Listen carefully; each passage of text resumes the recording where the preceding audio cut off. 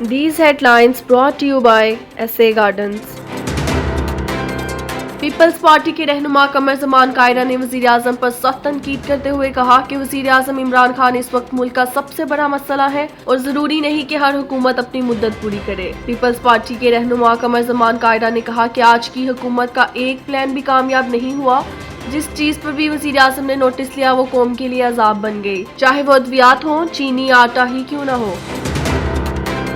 नून league के शाहिद हकान अब्बासी का कहना था कि हुकूमत तब्दील करने के सिवा कोई रास्ता नहीं बचा, हुकूमत गिरेगी, इसको बड़े चैलेंजेस हैं। उनका कहना था कि इत्तेहादी छोड़ जाएंगे और अवाम को सड़कों पर ला सकते हैं, जो फजलुर रहमान ने करके दिखाया है।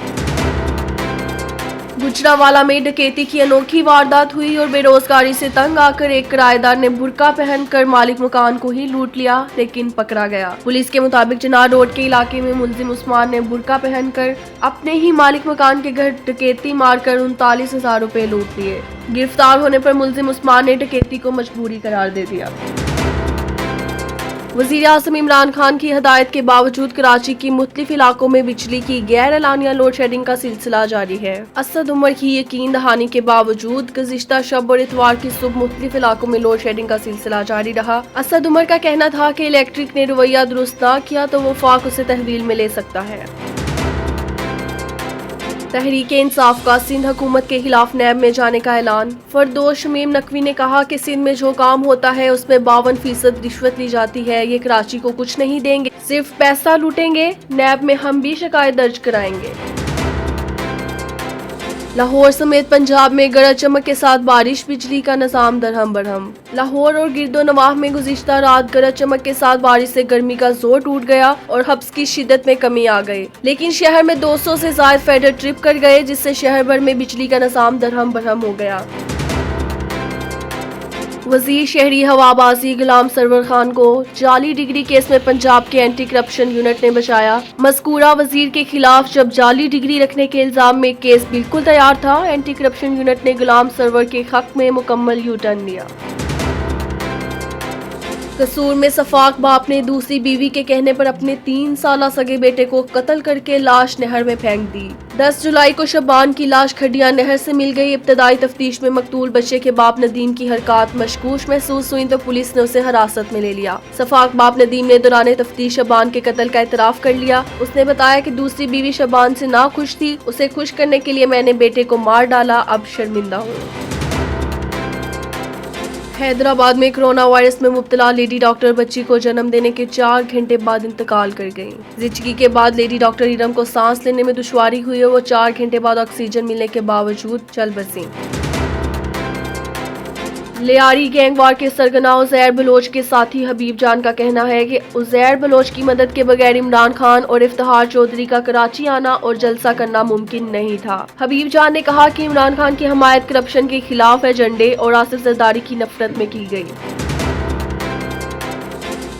स्टेट बैंक ने कवानीन की खिलाफ वर्जी करने पर 15 कमर्शियल बैंकों पर भारी जुर्माने आयद कर दिए। स्टेट बैंक के मुताबिक इन 15 बैंकों पर सार्फिन की मालूमात ना रखने, फॉरेन एक्सचेंज कवानीन की खिलाफ वर्जी करने पर 1 अरब 68 करोड़ रुपए के जुर्माने आयद किए गए हैं। यहाँ ये बात अहम है कि कमर्शियल बैंकों पर ये तमाम जुर्माने मरकजी बैंक ने मार्च से जून 2020 के दौरान किए हैं। सदर पाकिस्तान का दोस्त ममालिक को आमों का तोहफा भेजने का फैसला। सदर मुमलिकत डॉक्टर आरिफ अलवी ने कॉर्पोरेट डिप्लोमेसी और पाकिस्तानी आम की शो केसिंग के लिए अहम इक़दाम उठाते हुए दोस्त ममालिक को आमों का तोहफा भेजने का फैसला कर लिया है। आमों का तोहफा Kuwait, Saudi Arab, Turkey, Qatar, Oman, Malaysia, Morocco, Nepal, Singapore, Spain, बरतानिया, इटली समेत दीगर दोस्त ममालिक को भेजा जाएगा। म्यूजिक सुनने के शौकीन अफराद की जानिब से हाल ही में एक नई मुहिम का आगाज किया गया, जिसमें वो मुतालबा कर रहे हैं कि स्पॉटिफाई को पाकिस्तान में जल्द लॉन्च किया जाए। माइक्रो ब्लॉगिंग साइट ट्विटर के पाकिस्तान पैनल पर #स्पॉटिफाई इन पाकिस्तान ट्रेंड कर रहा है। म्यूजिक स्ट्रीमिंग सर्विस स्पॉटिफाई इस वक्त दुनिया के 70 से ज्यादा ममालिक के लोग इस्तेमाल कर रहे हैं, जिसमें भारत समेत मुतअद्दिद एशियाई ममालिक भी शामिल है। ताहम ये सर्विस इस वक्त पाकिस्तान में दस्तयाब नहीं है।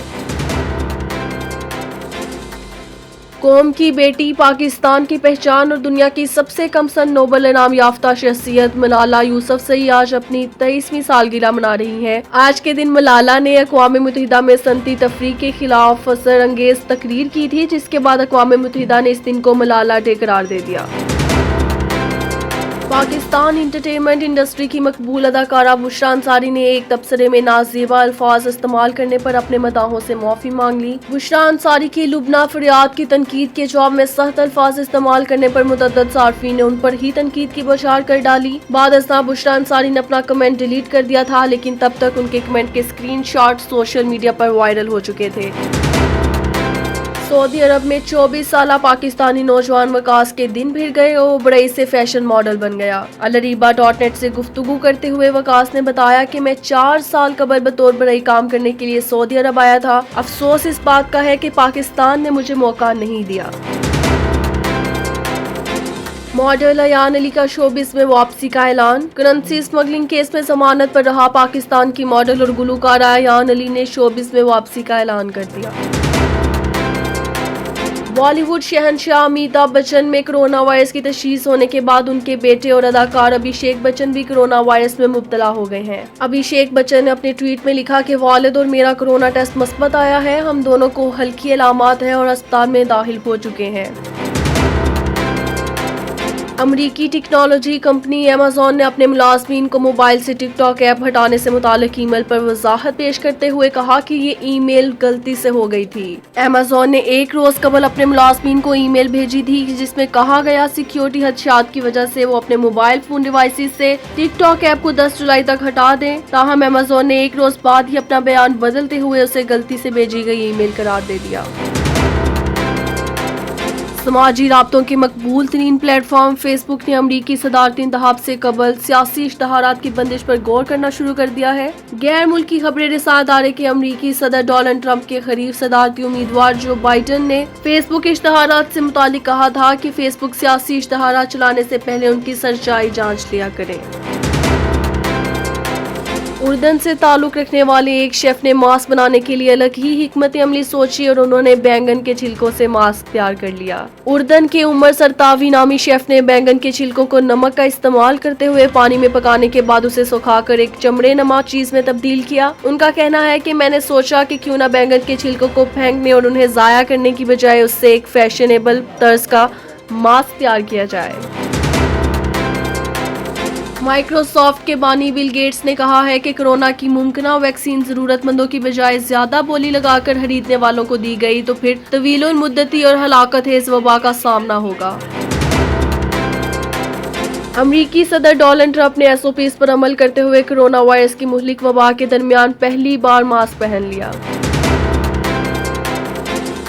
Daily currency exchange rate US dollar 166 रुपये 80 पैसा, यूरो 185 रुपये 50 पैसा, ब्रिटिश पाउंड 208 रुपये, UAE दिरहम 44 रुपये 90 पैसा, सऊदी रियाल 43 रुपये 80 पैसा, कुवैती दिनार 514 रुपये 50 पैसा, कैनेडियन डॉलर 121 रुपये, ऑस्ट्रेलियन डॉलर 113 रुपये, ओमानी रियाल 424 रुपये 30 पैसा, जापानीज येन 1 रुपये 55 पैसा, मलेशियन रिंगट 38 रुपये 45 पैसा, कतरी रियाल 44 रुपये 90 पैसा, बहरीन दिनार 426 रुपये, थाई बात 5 रुपये 25 पैसा, चाइनीज येन 23 रुपये 75 पैसा, हांगकांग डॉलर 22 रुपये, डेनिश क्रोन 23 रुपये 95 पैसा।